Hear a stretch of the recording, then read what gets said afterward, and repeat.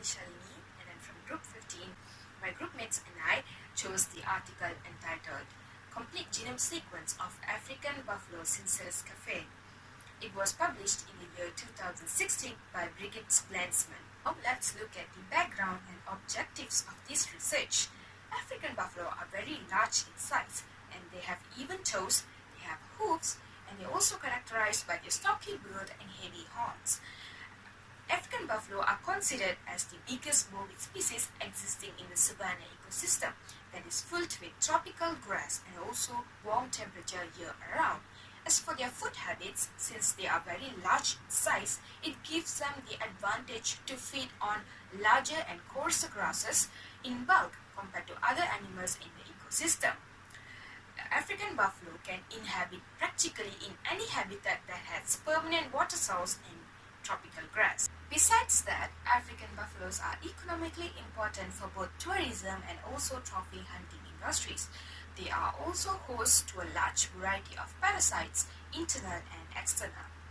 African buffaloes are considered as crop pest and disease vectors by farmers. They can transmit diseases to domestic cattle herds and humans, meanwhile they exhibit resistance to the same diseases. This is why it's very important for us to understand the genetic mechanisms of this species, and for that we need the accurate and complete reference genome information.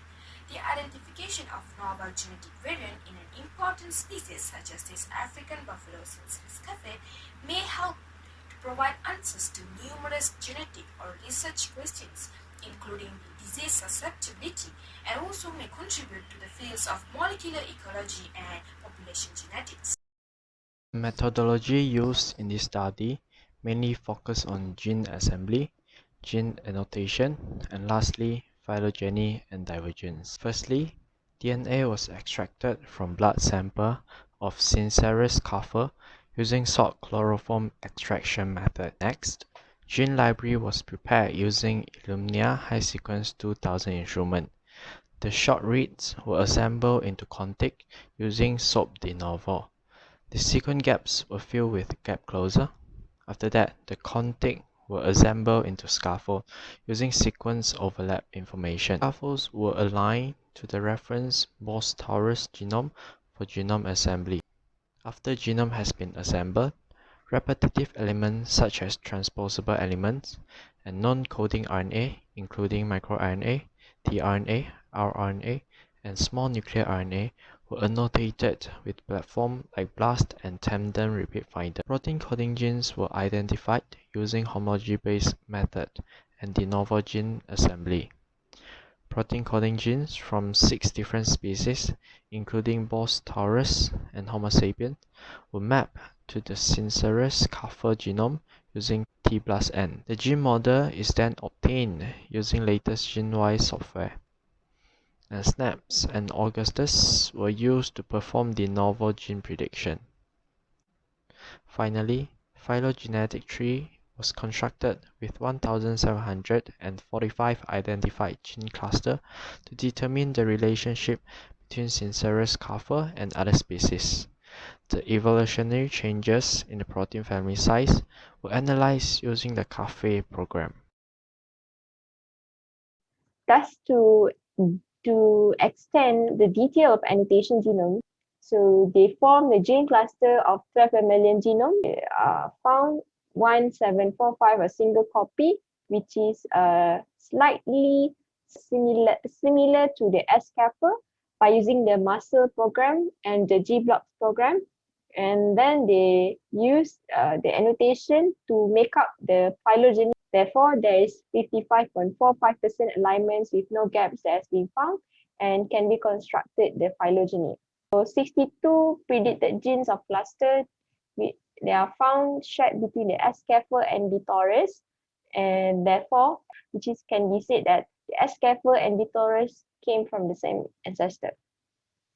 After that, to investigate the signatures of selection, there are two main components, which is using the gene family cluster and also the comparison of autologous gene.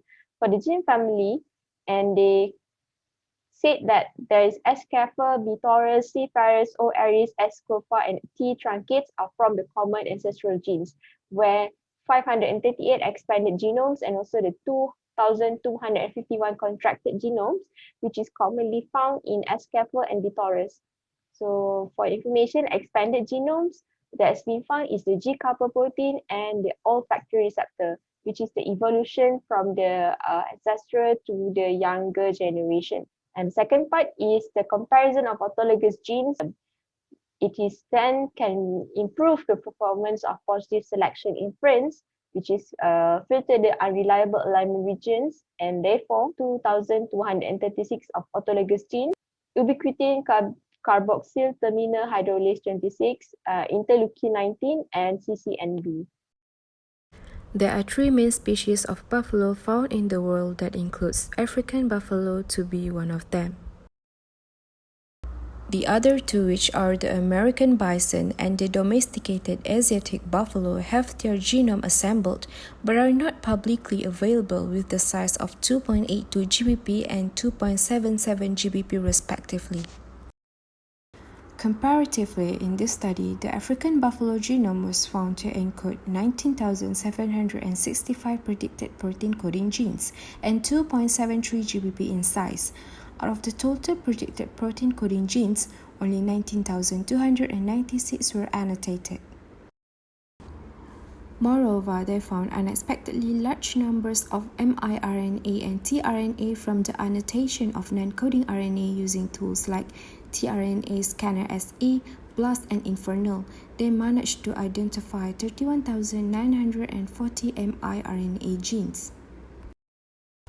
However, it is very unfortunate that the only reference genome available for this comparison alignment was from Bitoris.